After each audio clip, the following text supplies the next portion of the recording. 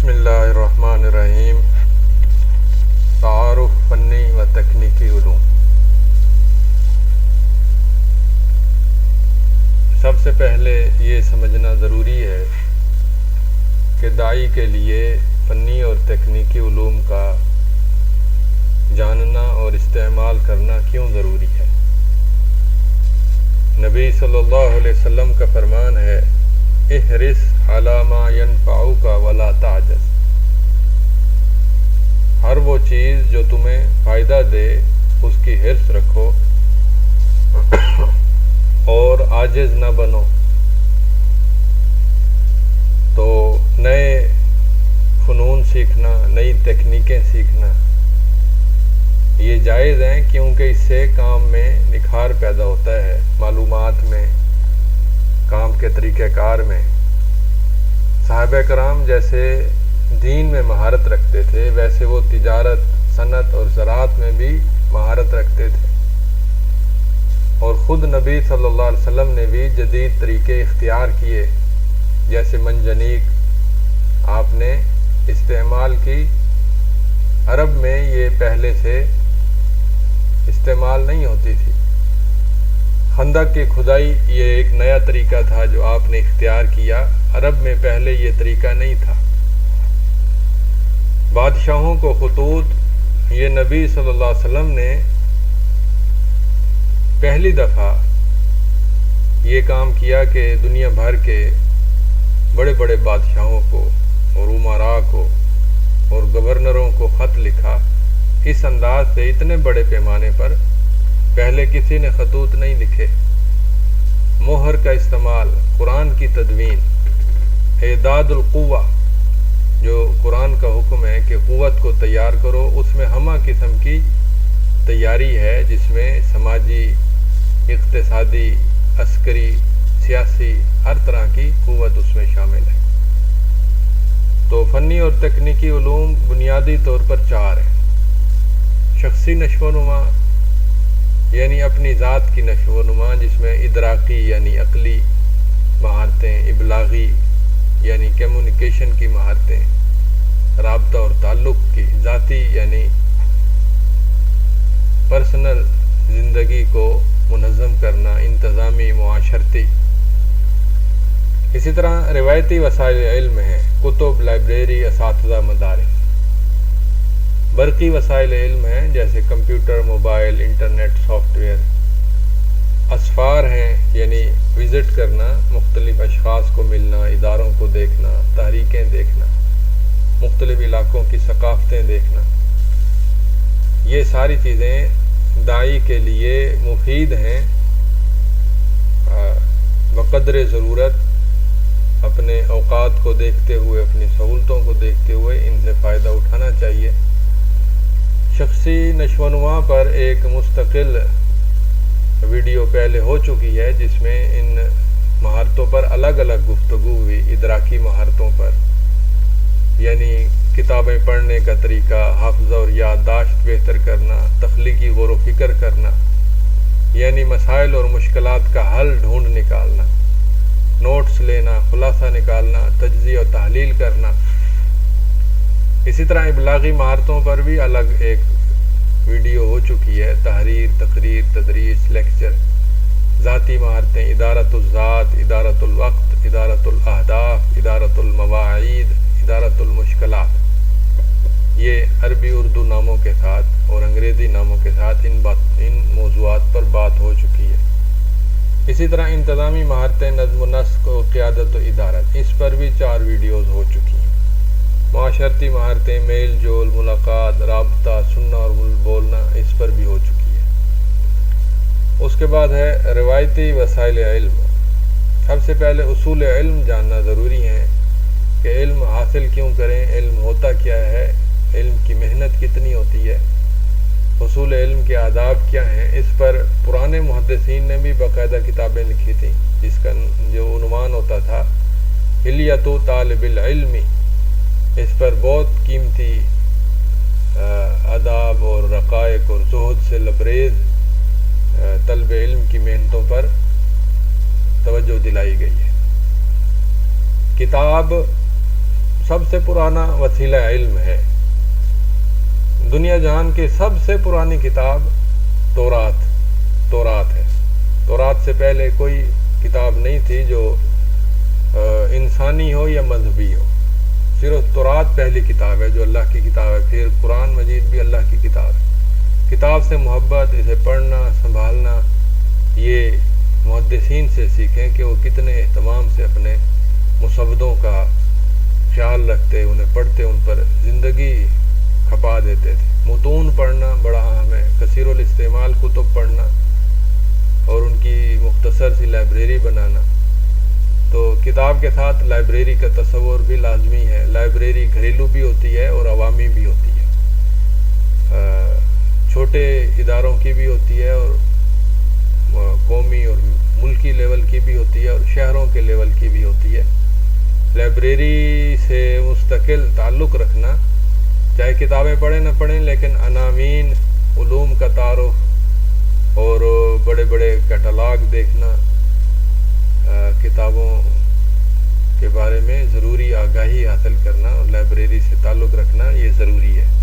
اسی طرح اساتذہ سے سبق لینا، لیکچر لینا، کبار علماء سے استفادہ، متخصص علماء سے استفادہ، یہ بھی علم کے ذرائع میں سے ایک معتبر ذریعہ ہے۔ صرف کتاب کچھ نہیں ہے جب تک اساتذہ سے تعلق نہ ہو۔ مدارس، بڑے بڑے مدارس ہیں اور اختصاصی مراکز ہیں۔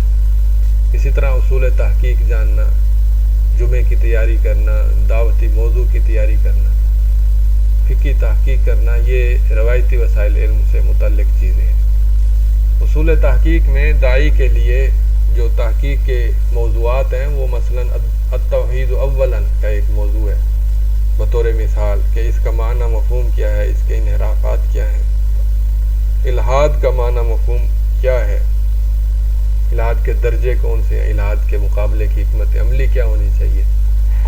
تو یہاں تحقیق کی ضرورت اس وقت پیش آتی ہے جب بہت سارے مکاتب فکر ہوں اور ہر مکتبہ فکر اپنی طرف بلاتا ہو، تو اس وقت ضرورت ہوتی ہے کہ ہم دلائل کا موازنہ کریں، افکار اور مذاہب کا موازنہ کریں اور ترجیح دیں۔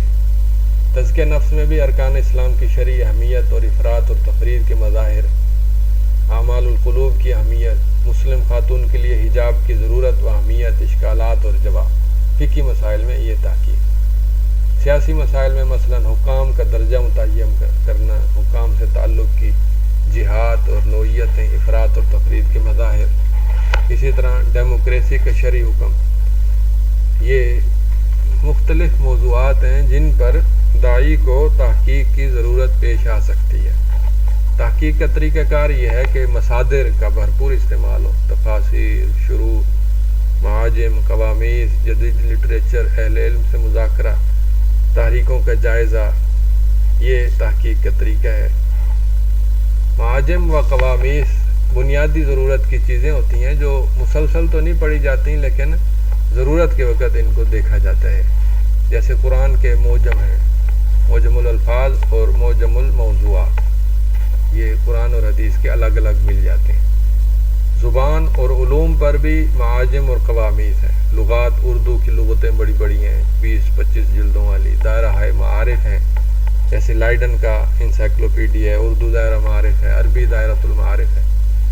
جغرافی اور تاریخ پر کتب ہیں، معجم البلدان اور جدید معاجم ہیں۔ عمومی واقفیت یعنی جرنل نالج، جس کے اندر ہلکی پھلکی فلکیات، ہلکی پھلکی جغرافیہ، سائنس، صحت، کھیل، یہ ضروری تعارف جرنل نالج پر کتابیں مل جاتی ہیں۔ اسی طرح جدید عالمی زبان، انگریزی زبان سے واقفیت۔ تاریخ علوم پر کتابیں ہوتی ہیں جن میں ہر قسم کے علوم کا تھوڑا تھوڑا تعارف ہوتا ہے تاکہ انسان ایک اجمالی نظر رکھتا ہو کہ شرعی علوم کون کون سے ہیں اور ان میں ہر علم کی بڑی کتاب کون سی ہے، اور اسی طرح انسانی علوم کون سے ہیں اور ہر علم کی بڑی کتاب کون سی ہے۔ برقی وسائل علم آج کل کے لیے داعی کے لیے ضروری ہیں۔ بڑے وسائل mobile, computer, internet, soft where ہیں، لیکن ان کے نیچے جو مقاصد اور اہداف ہیں برقی وسائل کے، وہ ہے انفارمیشن، نیوز، تعلیم، پیشہ ورانہ معلومات، برقی ڈاک، تفریح۔ تو پی ڈی ایف لائبریریاں بھی ہیں جو آن لائن بھی موجود ہیں، آف لائن بھی ہیں۔ آف لائن میں المکتبۃ المصورہ بہت اہم ہے۔ اسی طرح رسائل جرائد کی لائبریریاں بھی ہوتی ہیں جو پی ڈی ایف شکل میں ہوتی ہیں۔ تو سافٹ ویئر لائبریریوں میں مکتبہ شاملہ سب سے زیادہ اہم ہے۔ اس میں کتاب ڈھونڈنا اور کتاب کے اندر سے الفاظ اور معلومات کی سرچ کی صلاحیت بہت زیادہ ہوتی ہے۔ تو پی ڈی ایف لائبریری جو ہے اس میں سرچ کی صلاحیت اتنی نہیں ہوتی جتنی سافٹ ویئر لائبریری میں ہوتی ہے۔ اسی طرح گوگل سرچ جو ہے وہ سافٹ ویئر لائبریری سے بھی زیادہ مفید ہوتا ہے، کیونکہ سافٹ ویئر لائبریری میں سرچ جو ہے وہ لفظ بلفظ ہوتی ہے، لیکن گوگل میں الفاظ کوئی بھی ڈالیں تو اس سے ملتے جلتے الفاظ کی تحقیق بھی ہو جاتی ہے۔ اسی طرح میڈیا ہے کہ یوٹیوب بذات خود ایک بہت بڑا سرچ انجن بھی ہے اور معلومات کا ماخذ بھی ہے۔ بہت ساری معلومات ایسی ہوتی ہے جو نہ پی ڈی ایف میں ہوتی ہے نہ بکس میں ہوتی ہے، اس پر تازہ ترین لیکچر سننے ہوتے ہیں جو میڈیا یوٹیوب پر موجود ہوتے ہیں۔ میڈیا میں پرنٹ میڈیا اخبارات اور رسائل جرائد پر مشتمل ہے۔ رسائل جرائد کی بے شمار اقسام ہیں، ادبی، اسلامی، سیاسی، سماجی، فکری، جدیدیت پسند۔ یہ سارے رسائل ان کا موٹا موٹا ضروری تعارف حاصل ہونا چاہیے۔ کچھ سرکاری رسائل ہیں، کچھ پرائیویٹ ہیں، کچھ یونیورسٹیوں کے ہیں، کچھ مدارس کے ہیں، کچھ بچوں کے ہیں، کچھ خواتین کے ہیں۔